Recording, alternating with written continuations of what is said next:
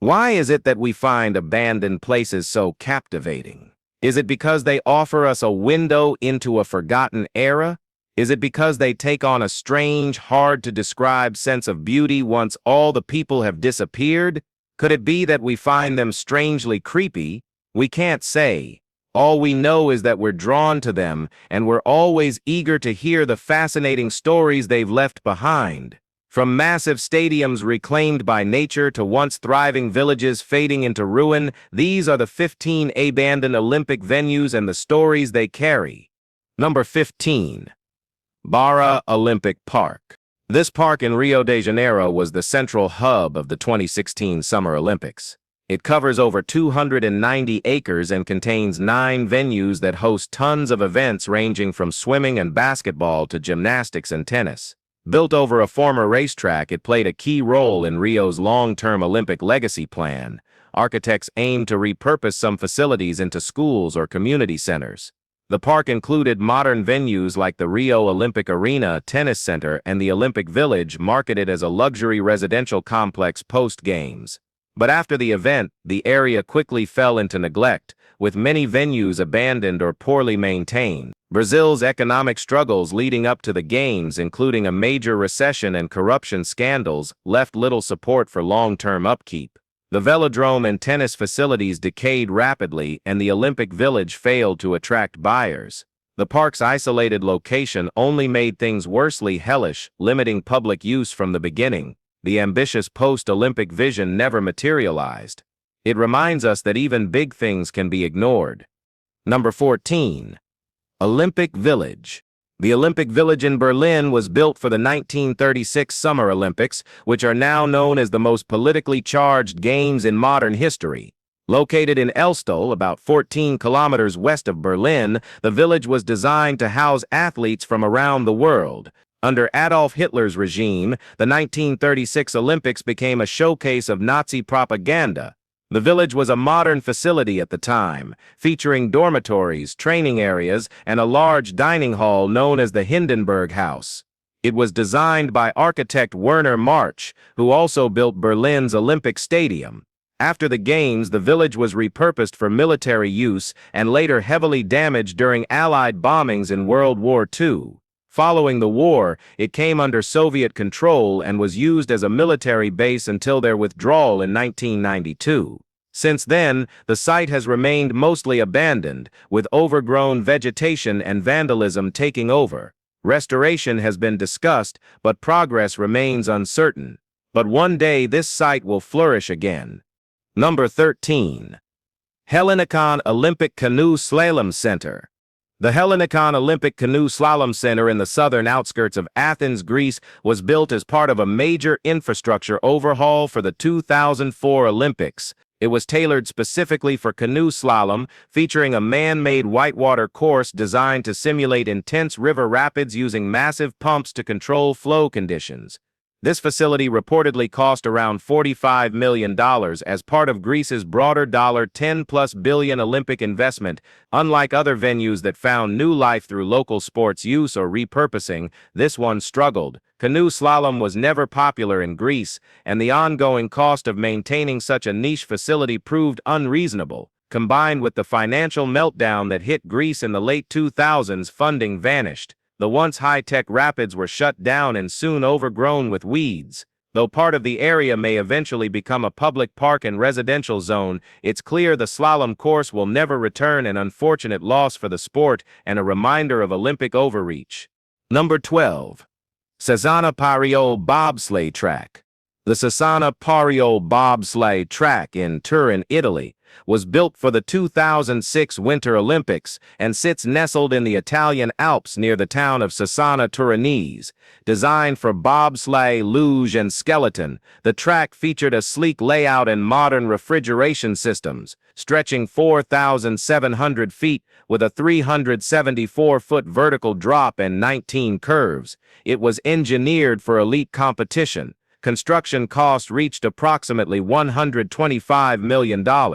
During the Olympics, it delivered dramatic performances and drew global attention, but the excitement didn't last. Annual maintenance alone ran into millions, and use dropped off almost immediately. By 2011, just 5 years after the Games, the track was shut down due to financial losses and lack of consistent use. Its high upkeep and energy requirements made reactivation impossible. Though several ideas to renovate it have surfaced, the price tag remains in the tens of millions. With no future Olympic bids tied to the venue, it's now little more than a relic of Turin's Olympic dream.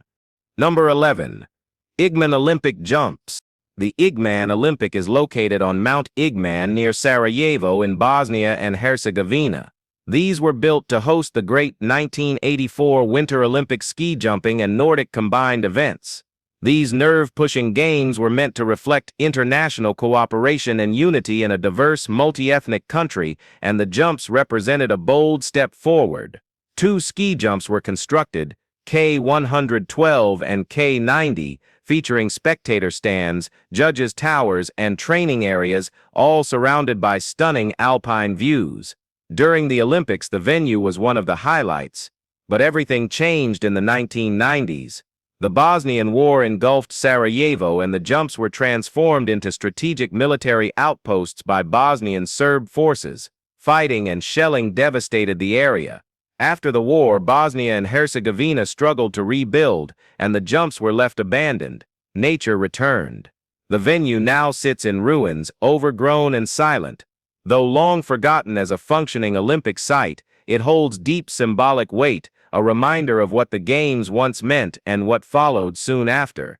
It's kind of strange. Number 10. Sarajevo Bobsleigh and Luge Track. The Sarajevo Bobsleigh and Luge Track, located on Mount Trebević overlooking Sarajevo, was constructed for the 1984 Winter Olympics held in what was then Yugoslavia. The venue featured sharp curves and steep drops, designed to challenge the world's best bobsledders and lugers. With a price tag of around $8.5 million, it became one of the most popular and exciting venues of those Games. The Olympics were celebrated as a unifying achievement, with the track and other venues representing a hopeful legacy, but by the early 1990s, the Bosnian War devastated the region, including the Olympic facilities. The track, situated on the front lines, was used as an artillery base by Bosnian Serb forces and was heavily damaged by shelling and gunfire. In the years after, nature began reclaiming the structure, while graffiti artists transformed the broken concrete into colorful murals. Though occasionally used for activities like mountain biking, the cost of full restoration remains too high, leaving its revival as an Olympic venue unlikely. Number 9. Hellinikon Olympic Softball Stadium. The Hellinikon Olympic Softball Stadium, constructed for the 2004 Summer Olympics in Athens, was one of the showcase venues for one of the Games' newest sports. It was built on the former site of Hellinikon International Airport as part of a larger athletic complex that included baseball, field hockey, and other sports. The stadium could seat around 4,800 spectators and was equipped with up-to-date facilities that met global standards. During the Olympics, it hosted international softball matches and helped introduce the sport, first added at the 1996 Games in Atlanta to Greek audiences. After 2004, however, the stadium saw very little use. Plans to convert it for local sports failed due to budget issues and logistical problems. When Greece's financial crisis hit in 2009, any remaining hope of repurposing it disappeared. The stadium became overrun with weeds and slowly decayed. Various redevelopment proposals have surfaced, including converting the area into an urban park, but progress has remained stalled for years. Number 8. Rio Olympic Aquatic Stadium. The Olympic Aquatic Stadium in Rio de Janeiro was built for the 2016 Summer Games and was one of the main venues within Barra Olympic Park. It hosted swimming, diving, and water polo events and had a capacity of 15,000 spectators. The stadium was built with a temporary modular design and was intended to be dismantled after the Games, with materials repurposed into smaller public swimming pools across Rio. However, the project was plagued with problems from the beginning. Construction cost ballooned to $38 million, sparking criticism amid Brazil's economic crisis. During the Games, the diving pool turned an alarming shade of green due to poor water treatment management, later blamed on a chemical imbalance. After the Olympics, the promised repurposing never happened. The structure remained intact, but without funding, it fell into rapid decline. Weeds grew, trash piled up, and no maintenance was carried out. Instead of becoming a symbol of urban renewal, it became another forgotten Olympic shell. Number 7. Shuni Olympic Rowing Canoeing Park. The Shuni Olympic Rowing Canoeing Park, built for the 2008 Olympics, was a world-class facility located about 25 miles from central Beijing. It hosted rowing, canoe sprint, and open-water swimming events and spanned nearly 400 acres. The course stretched 6,500 feet and included warm-up zones and a timing tower.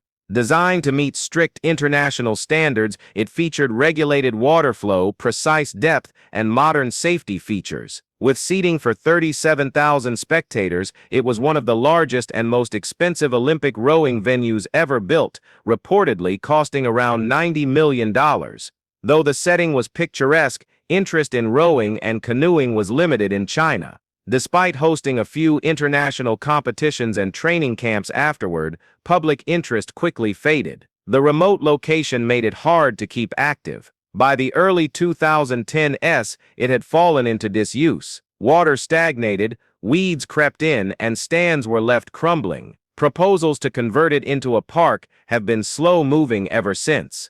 Number 6. Fished Olympic Stadium. Sochi, Russia. Now this one is super amazing or not so. Maybe. The Fished Olympic Stadium in Sochi, Russia, was the centerpiece of the 2014 Winter Olympics. Named after Mount Fished in the Caucasus Mountains, it hosted the opening and closing ceremonies. Later, it was repurposed for the 2018 FIFA World Cup, where it staged several key matches, including a quarter-final.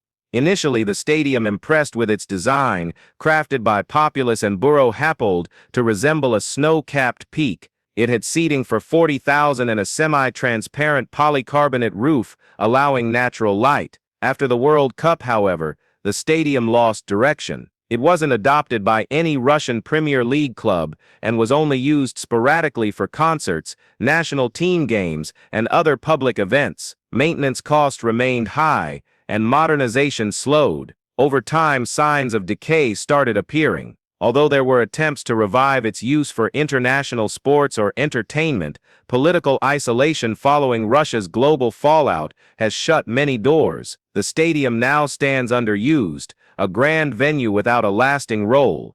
Number 5. Herndon Stadium. Herndon Stadium in Atlanta, once full of energy and legacy, sits abandoned on the campus of Morris Brown College. Built in 1948 and named after Alonzo F. Herndon, a successful entrepreneur and philanthropist, it had a 15,000 seat capacity and served as a home ground for the college's athletic teams. It also became a gathering spot for community events, local high school games, and celebrations. Its biggest moment came during the 1996 Summer Olympics when it hosted field hockey competitions. The venue was upgraded to meet international standards, but after the Olympics, things started to fall apart. By the early 2000s, Morris Brown College was drowning in debt and lost its accreditation in 2002. Enrollment dropped, revenue dried up, and Herndon Stadium was left to rot. Grass overtook the field, concrete crumbled, and graffiti spread across its walls. The college regained accreditation in 2021, and discussions about restoration have started, but the stadium still waits in limbo, overgrown and forgotten. Number 4. Fulton County Stadium. Fulton County Stadium in Atlanta, Georgia, once a vital piece of the city's sports landscape, hosted both baseball and football and played a role in the 1996 Summer Olympics. Completed in 1965 and originally named Atlanta Stadium, it was built to attract professional teams and elevate the city's status in the American Southeast. With a seating capacity of about 52,000, it followed the circular utilitarian design typical of the era. It became home to the Braves and Falcons and also welcomed Olympic baseball in 1996, including the gold medal game where Cuba defeated Japan. The most memorable moment, though, was Hank Aaron's record-breaking 715th home run in 1974. By the 90s, the stadium was outdated, After the Olympics, Turner Field replaced it, and Fulton County Stadium was demolished in 1997. The site became a parking lot. Today, only a portion of the outfield wall remains, marked by a plaque and tribute to Aaron's historic home run, preserving one of baseball's greatest moments. Number 3. Montreal Olympic Stadium. The Montreal Olympic Stadium, built for the 1976 Summer Olympics, was designed to be the game's main attraction and a long-term symbol of Canada's presence in global sport. Known as the Big O due to its donut-shaped roof, the stadium was created by French architect Roger Taillibert. From the beginning, the project faced issues. Construction delays, labor disputes, and soaring expenses plagued its development. Initially projected at $134 million, final cost ballooned to more than $1.1 billion, making it one of the most expensive stadiums of its era. The stadium was used for the Olympic ceremonies, athletics, and soccer. Though it later hosted the Montreal Expos and Montreal Alouettes, its design wasn't well suited for either. Fan experience was poor, and operational cost remained high. The retractable roof, added in 1987, frequently malfunctioned.